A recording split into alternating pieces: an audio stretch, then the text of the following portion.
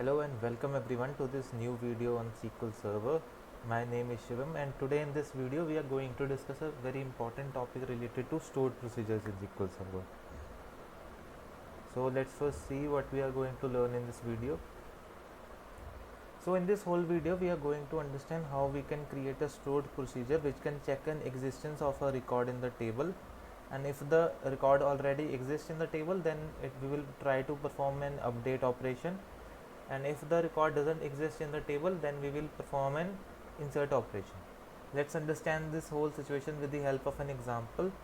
So whenever we registered on the social media websites, they either required a contact number or a email address for your sign up and registration process. Now this email and contact number acts as a unique field, and we can use these fields to update our existing profile data. So we already have a detailed article related to this topic. The link of that article will be available in the description box, and if you navigate to this article, here you can see we have explained this whole concept with the help of 3 examples. First is by using an email.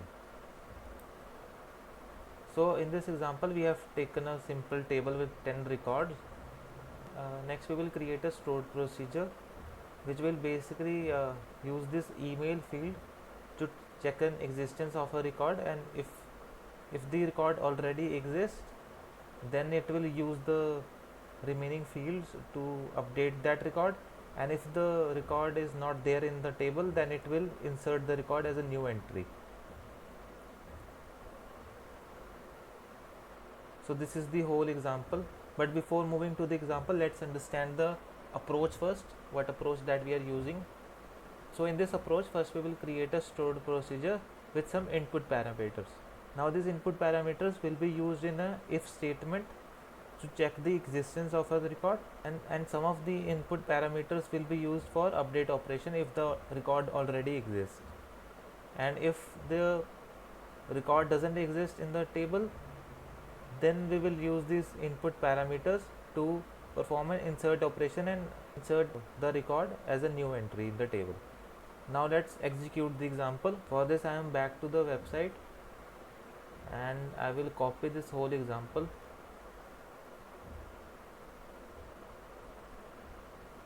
Now for the first example I am using this sample data table.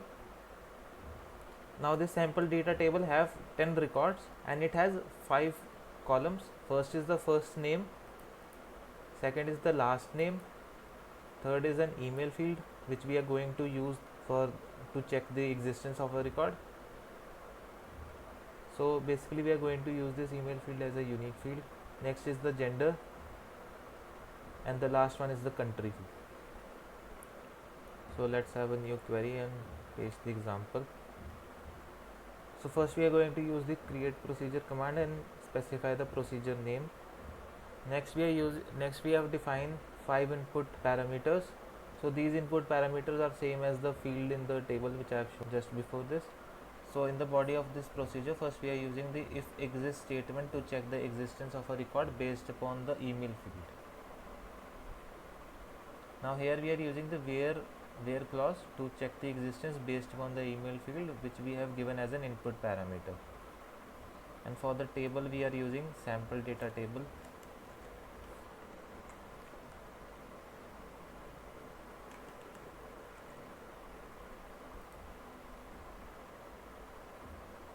Now if the record already exists then we will use an update statement to update the remaining fields, and it will return a print statement with the string as profile data updated.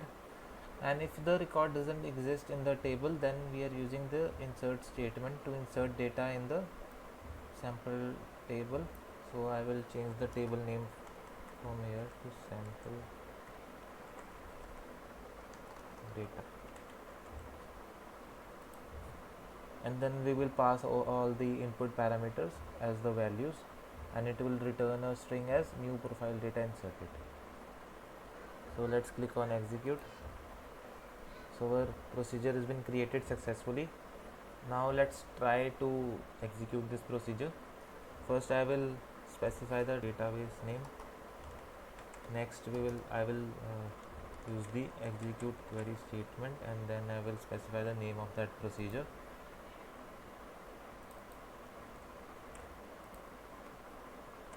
Now we have to specify 5 input parameters. So for the first example, let's provide some existing values and try to modify this record.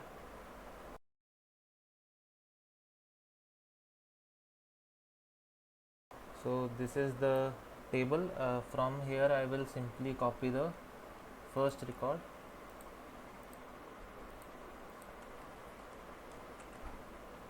So I will simply copy the values from the first record,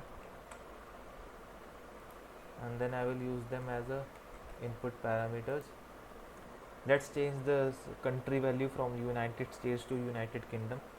So the stored procedure will simply check the existence of a record based upon the email that we have passed, and if we found this email in the table, then it will use the remaining input values to update that record value. Let's click on execute. So here you can see the message profile data updated. So now if we query the sample data table, then the country for the first record will be changed from United States to United Kingdom. Let's again click on execute, and here you can see the country has been updated. So in the similar manner, we can also use contact number to check the existence of a record, because contact number also are unique for each user. Now for this example execution, we are using the some different table. Now this table basically have 6 columns. So one extra column that we have added is contact column, and this is the script that we can use. So let's copy this script, try to execute the example in the management studio. So let me show you again. For this execution we are using some other table, and the name of that table is profile data. Let's click on execute. This table also have 10 records. Now let's see the procedure. Let's change from create to alter, because we already have a procedure with the same name. So in this procedure we have taken 6 input parameters, and we are checking the existence of a record based upon both email and contact field, and if the record already exists, then we are using the update statement to update the remaining fields and return the message. And if the record is not there in the table, then we are using the insert statement, and then we are using all the input parameters as a values, and in the end it will return this message, which is new profile data inserted. So again let's click on execute. So here you can see the command has been executed successfully. It means the procedure is been modified. Now to execute this one, we will use this example. So here we have provided the values of the first row, and now we will modify this country from Australia to United States.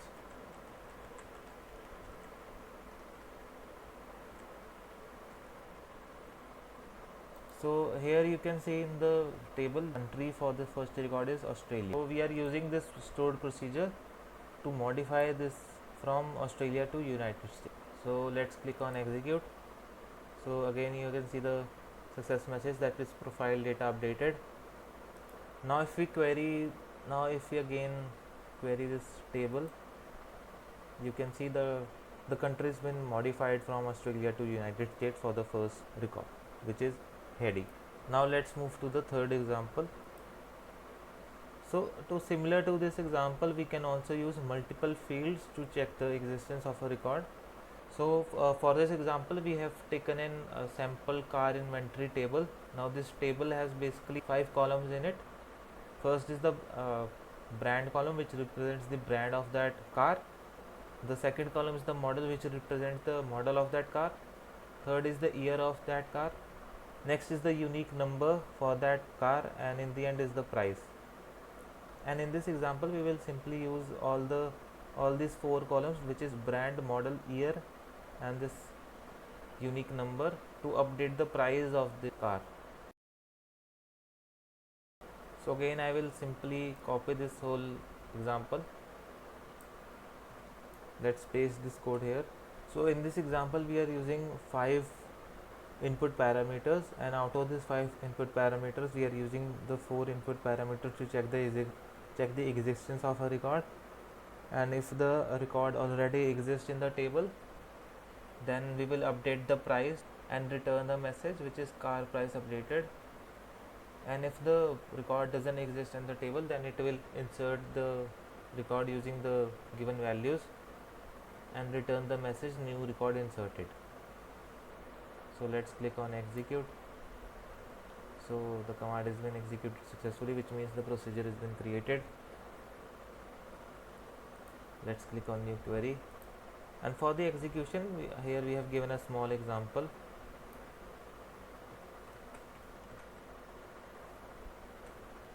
So in this example we have given we have given the values for the first record, and in the first record we will update this value from 10,000 to 12,000.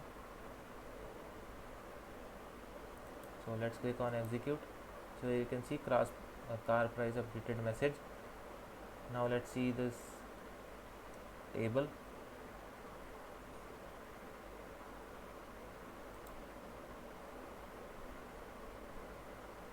So here you can see the price has been updated. So with this we have come to the end of this video. If you do like this video, give it a big thumbs up and do subscribe to our YouTube channel, and thanks for watching.